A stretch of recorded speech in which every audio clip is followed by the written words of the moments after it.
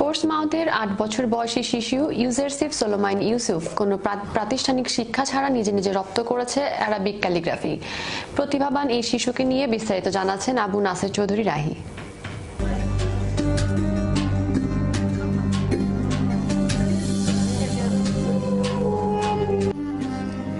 Greek শব্দ ক্যালোগ্রাফিয়া থেকে এসেছে ক্যালিগ্রাফি, যার অর্থ চমৎকার লেখন শিল্প। আরবি, ইংরেজি, বাংলা সহ বিশ্বের বিভিন্ন ভাষায় ক্যালিগ্রাফি করা হয়।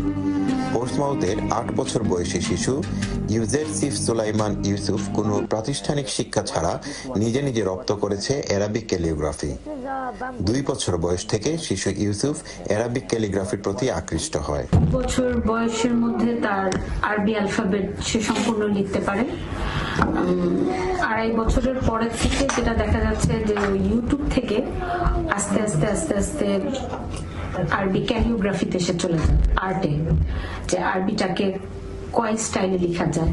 যেগুলো তার মুখস্থ সেগুলো সে না দেখেই ক্যালিগ্রাফি করে, আর যেগুলো তার মুখস্থ না, আয়াতটা আগে সে পড়ে, তারপরে সে রাফ কপি হোয়াইট A4 পেপারে সে লিখে, তারপরে সে ক্যানভাসে। শিশু ইউসুফ ইউটিউব দেখে রপ্ত করতে থাকে জটিল এই কাজ। তার ক্যালিগ্রাফির প্রতি উৎসাহ দেখে বাবা মা তাকে আরও উৎসাহ দেন।